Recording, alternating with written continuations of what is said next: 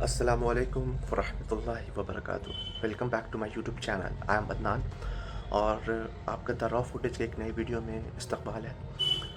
अल्हम्दुलिल्लाह इससे पहले की जो वीडियो थी आपने उसे पसंद किया और आप लोग से उम्मीद है कि आप आगे भी इंशाल्लाह मुझे सपोर्ट करेंगे, लाइक और सब्सक्राइब करेंगे और शेयर करेंगे इस वीडियो को भी। तो चलिए आज के टॉपिक पे चलते हैं। तो आज का टॉपिक है रूह क्या है। जी, बहुत से लोग कहेंगे कि रूह वो है जो इंसान को चलने फिरने, घूमने फिरने, सोने के बाद उठने में मदद करती है। आप सही भी हो, लेकिन मेरा मकसद ये नहीं है कि रूह क्या परफॉर्म करती है। मेरा मकसद है कि आखिर रूह क्या चीज़ है, रूह का मकसद क्या है। आखिर हम लोग रूह को क्यों डिस्कस कर रहे हैं आज, और इसलिए भी डिस्कस कर रहे हैं क्योंकि कुरान में अल्लाह ताला बार बार हम लोग को एक मेमोरी को ट्रिगर करता है कि तुम गौर व फिक्र क्यों नहीं कर रहे, तुम याद क्यों नहीं कर रहे जो तुमने हमसे वादा लिया है। अब ये वादा क्या था जो हमने किया है। चलिए आपको कुरान की एक आयत सुनाता हूँ मैं, जिसमें अल्लाह ताला कुरान में कह रहा है, जिसका तर्जुमा मफहूम ये है, मैंने तुम्हारे जान माल के बदले जन्नत का सौदा कर लिया है, अगर तुम जानो तो ये सबसे बेहतर सौदा है। तो ये कौन सा सौदा है जिसका हम लोग ने वादा किया अल्लाह से, जो हम लोग को याद ही नहीं है।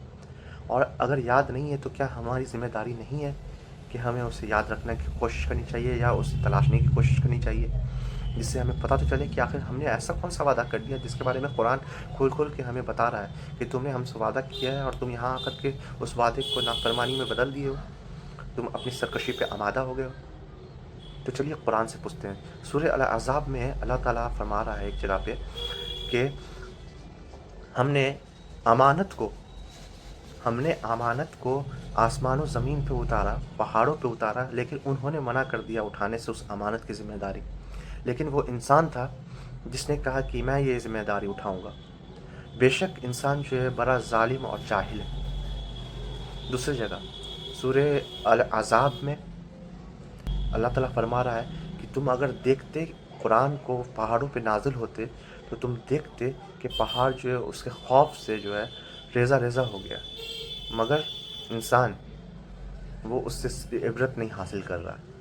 तो आखिर ये कौन सा मेमोरी है जिसके बारे में अल्लाह ताला कुरान में फरमा रहा है और हमें बार बार ट्रिगर करा रहा है। उसके लिए अल्लाह ताला बार बार कितने सवा करोड़ सवा लाख अम्बिया को उतारा, ताकि ये जो हमने वादा किया अल्लाह से उसे पूरा करने में हमें आसानी हो। जी, जी, वो वादा है आलम अरवाह का। वो वादा जो हमने आलम अरवाह में अल्लाह से किया, इसलिए क्योंकि जन्नत हमें चाहिए थी। और इसलिए कुरान में ये वर्ड जो आ रहा है कि इंसान ने वादा कर लिया जन्नत के बदले अपनी जान माल का। तो अब जानते हैं कि आखिर वो वादा क्या था। अब चलते हैं हम लोग आज से अरबों खरबों साल, नूरानी साल पीछे, यहाँ पर अल्लाह ताला के अलावा कोई मखलूक अब तक क्रिएट नहीं हुई है। ठीक है। अब हुआ ये कि अल्लाह ताला ने अपने इल्म के मुताबिक, अपने शान के मुताबिक, अपने इसम, जो अल्लाह का एक इसम है अल-मुसव्विर, इसका मतलब होता है सबसे बेहतरीन तसव्वुर करने वाला, क्रिएट करने वाला, इमेजिन करने वाला। ठीक है। तो अल्लाह ताला इमेजिनर में सबसे बेहतरीन इमेजिन करते हैं। ठीक है। अब हुआ ये कि अल्लाह ताला अब कैसा इमेजिन करने वाला होगा। फॉर एग्ज़ाम्पल, मैं आपको एक एग्ज़ाम्पल के तौर पे समझाऊँ तो एक जो पेंटर होता है, जो सबसे बेहतरीन पेंटिंग बनाने का माहिर होता है, उस्ताद होता है, तो वो जब अपने कैनवास को, एक ब्लैंक कैनवास को लेके बैठता है, तो पूरी दुनिया को वो ब्लैंक कैनवास दिखता है कि उस पे कुछ बना ही नहीं है। लेकिन जो आर्टिस्ट है, जो पेंटर है, वो अपने इमेजिनेशन में उस ब्लैंक कैनवास को ब्लैंक नहीं देखता, वो उसको भरा हुआ देखता है अपने इमेजिनेशन और अपने क्रिएटिविटी के थ्रू।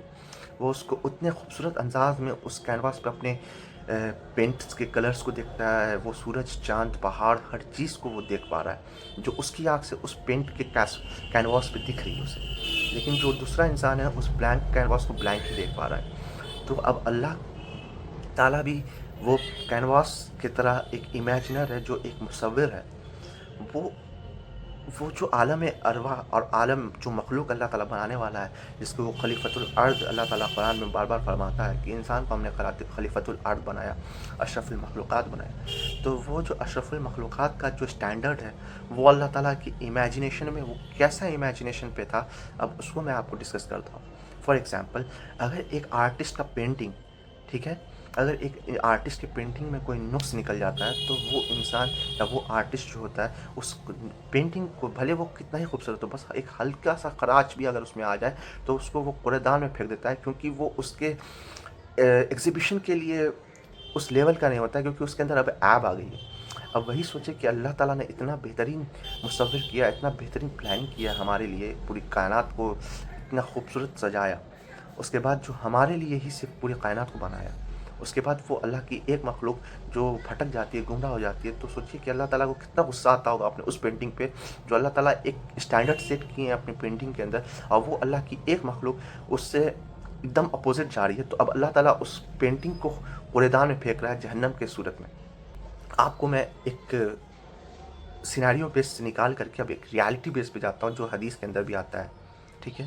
اب حدیث کے اندر آپ کو مستدرک الحاکم میں 8500 ہے غالباً، میں آپ کو وہ ریفرنس ڈال دوں گا کہ اللہ تعالیٰ نے فیصلہ کیا پوری کائنات کو کریٹ کرنے کا، اور اللہ تعالیٰ نے اپنے آپ سے، اپنے نور سے ایک نور کو الگ کیا، اس نور نے اللہ تعالیٰ کی جو ہے تعریف کی اربوں کھربوں لائٹ ایئرس، جس کی وجہ سے اللہ تعالیٰ خوش ہو کر کے اس نور کو عزت بخشتے ہیں، اور عزت بخشنے کے بعد اس نور کو اس کا لقب ملتا ہے، اس کے لقب کا نام ہوتا ہے یاسین۔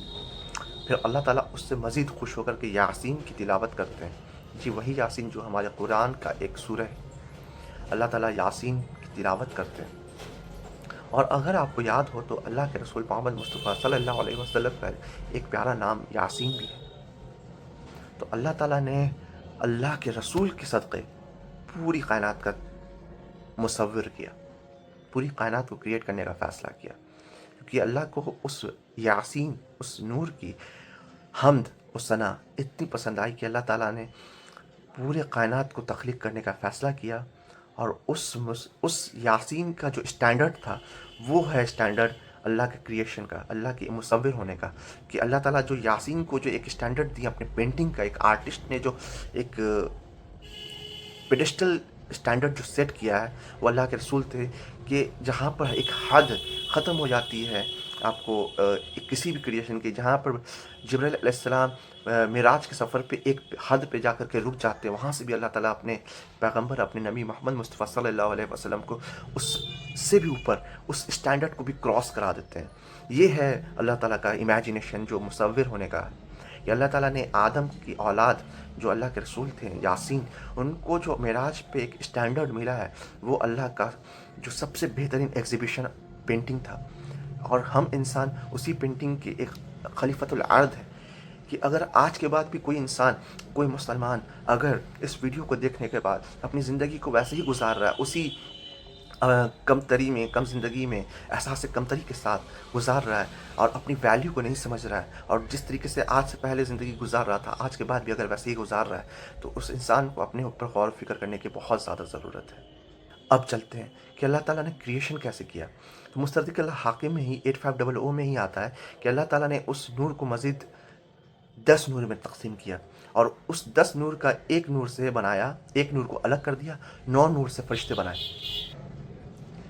اس ایک نور جو بچا ہوا تھا اس کو مزید 10 حصوں میں تقسیم کیا، 9 سے جنات بنائے، ایک کو الگ کر دیا۔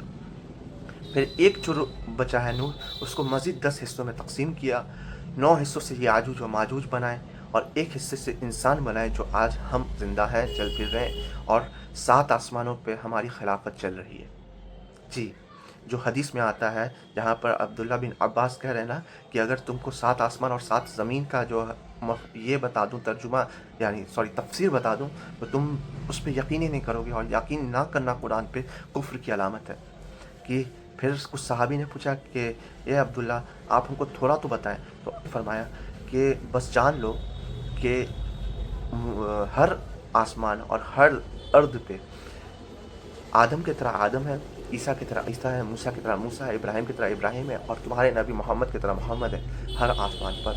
یعنی اس سے یہ پتہ چلا کہ ہر ایک انسان، یعنی میں مونس عدنان، اس کا 7 ویریئنٹ جو ہے 7 یونیورس میں یا 7 ارتھ پہ کہیں نہ کہیں ایگزسٹ کر رہا ہے، اور آج سائنس بھی کہیں نہ کہیں اس چیز پہ مانتی ہے۔ تو اب یہ سوچیں کہ اللہ تعالیٰ ایک مسلمان کا جو اسٹینڈرڈ آف تھنکنگ ہے اس کو کتنا بلند بنایا، کہ ایک مسلمان کا بچہ جب الف بے کے بعد سب سے پہلی آیت پڑھتا ہے قرآن کی، بسم اللہ الرحمن الرحیم الحمد للہ رب العالمین، جس کا مطلب ہی یہ بنتا ہے کہ اللہ کا ذات پاک ہے جو پورے عالم کا رب ہے۔ عالم اس کو کہتے ہیں جہاں پر زندگی ایگزسٹ کرتی ہے، تو پورے عالمین کا جو رب ہے، تو اس سے یہ تو پتہ چل رہا ہے کہ وہ عالمین کون سے ہیں جس کے بارے میں اللہ تعالیٰ کہہ رہے ہیں جہاں پر زندگی ایگزسٹ کر رہی ہے۔ بہرحال یہ ایک الگ ٹاپک پہ جا رہے ہیں۔ آج کا ٹاپک ہے عالم ارواح۔ اب چلتے ہیں، یہ اللہ تعالیٰ نے جب اس نور کو پیدا کیا، اس کا نام اللہ نے یاسین رکھا، اس یاسین نے اللہ کی ایسی حمد کی جس کی وجہ سے اللہ تعالیٰ نے باقی کریشن کا فیصلہ کیا۔ اس کے بعد جنات و فرشتے سب بنائے۔ اب جو وہ جنات اور فرشتے اور انسان ہیں یا جاجوج و ماجوج ہیں، وہ سب جو ہے ابھی اپنے ریئل فارم میں نہیں، جیسے آج انسان کے فارم میں مٹی، آگ اور ہوا پانی کے جوڑ سے بنا ہے، ایسے ہی جنات جو ہے آگ اور نور کے فارم سے بنا ہے، اس کے اندر ویسے فرشتے جو ہے نور کے فارم سے بنے۔ اسی طریقے سے اس وقت ساری کی ساری روح جو ہے عالم ارواح میں تھی۔ اب عالم ارواح میں اللہ تعالیٰ نے اسی کینواس کا ڈسکس کیا اور جنت دکھایا، جہنم دکھایا، جس کی وجہ سے کیا ہوتا ہے کہ جتنی بھی روح تھی وہ سب جنت کا طلبگار ہو گئی، کیونکہ سب کو جنت چاہیے، آبویس سی بات ہے۔ لیکن جب اللہ تعالیٰ نے جنت کے پہنچنے تک کا راستہ دکھایا تو بہت سی روح اس میں سے تھی، وہ گروہوں میں بٹ گئی۔ کچھ گروہ نے کہا کہ یا اللہ، میں تیرے جنت کا طلبگار ہوں، پر تو نے جو راستے میں رکاوٹیں اور آزمائشیں رکھی ہیں میں اس کو شاید پار ہی نہیں کر سکوں، میں اس میں کامیاب ہی نہ ہو سکوں، تو مجھ پہ تو رحم کر اور مجھے وہ ایسا فیصلہ چوز کرنے کا موقع دے جس میں مجھے جنت تو مل جائے لیکن مجھے اس آزمائش سے نہ گزرنا پڑے۔ تو اللہ تعالیٰ نے اس روح جو پہلی کیٹیگری میں فال کر رہی تھی اس کو کہا کہ ٹھیک ہے، تمہارے پاس کوئی فری ولس نہیں ہوگی، تم کوئی بھی حرکت بنا میرے مرضی کے کر ہی نہیں سکتے ہو، اور تم کو ملائکہ کہا جائے گا، اور تمہارا درجہ انسانوں اور جناتوں سے کم ہوگا اگر وہ عابد ہیں تو، کیونکہ جو انسان اور جنات ہیں ان کے پاس گمراہی کا سبب ہے، لیکن تم میرے فیصلے کے علاوہ کچھ کر ہی نہیں سکتے، اس لیے تم کو ان کی خدمت کے لیے پیدا کیا گیا ہے۔ اور یہی وجہ ہے کہ جنات اور انسان جو ہے افضل ہے فرشتوں سے اگر وہ اچھائی پہ ہے۔ تب دوسری جماعت تھی، انہوں نے بولا کہ یا اللہ، مجھے تو فرشتوں سے تو بہتر رکھ، لیکن مجھے جو ہے اتنا دے کہ مجھے جنت مل جائے، اور میرے سامنے تو اپنے جو چھپی ہوئی چیز ہے اس کو ظاہر کر دے، تاکہ میں تیری دیکھی ہوئی چیز کو دیکھ کر کے اس پر ایمان لاؤں، تاکہ میرے لیے جو ایک اسٹینڈرڈ جو تھنکنگ ہے، جو میرے لیے آزمائش وہ کم ہو جائے، کیونکہ مجھے تیری کریشنز دکھ رہی ہے، جیسے فرشتے مجھے دکھ رہے ہیں، غیب کی چیزیں مجھے دکھ رہی ہے۔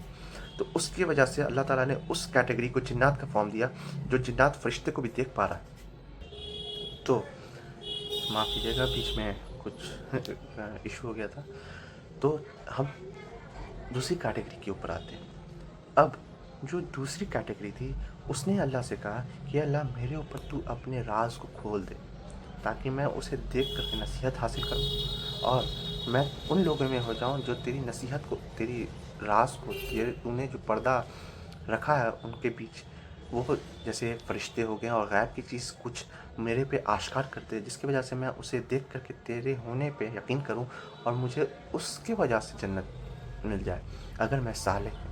اللہ تعالیٰ نے جناتوں کا کیٹیگری بنایا جس کی وجہ سے ان لوگوں کو، جنات کو فرشتے دکھتے ہیں اور آسمان میں وہ ٹریول کر پا رہے ہیں، ان کے پاس سپر نیچرلس طاقت ہے، وہ انسان کو دیکھ پا رہے ہیں لیکن انسان ان کو نہیں دیکھ پا رہے۔ تو یہ اس کیٹیگری میں فال کریں جس کی وجہ سے وہ فرشتوں سے افضل ہے لیکن انسانوں سے جو ہے افضل نہیں ہے۔ اور یہی وجہ ہے کہ جو انسان کی کیٹیگری تھی وہ اشرف المخلوقات کی کیٹیگری کے اندر فال کر گئی، کیونکہ انسانوں کو شیاطین، ابلیس جیسے شیطان گمراہ کرنے کے لیے لگے ہوئے ہیں، پلس ان کو فرشتے دکھ نہیں رہے۔ پھر اللہ نے जब इब्लीस ने ये चैलेंज किया कि अल्लाह तू मुझे मौका देगा और तू मुझे क़यामत तक का टाइम दे और तू देखेगा कि मैं अक्सरियत को जो है गुमराह कर दूँगा। तो अल्लाह ताला ने जब इब्लीस की इस डायलॉग को देखा तो इंसान का जो लेवल था वो और बढ़ गया, क्योंकि अब इंसान के पीछे इब्लीस जैसा मखलूक भी लगा हुआ है। उसके साथ साथ उसके पास उसकी नफ्स भी है जो उसको गुमराही की तरफ उस दावत देती है।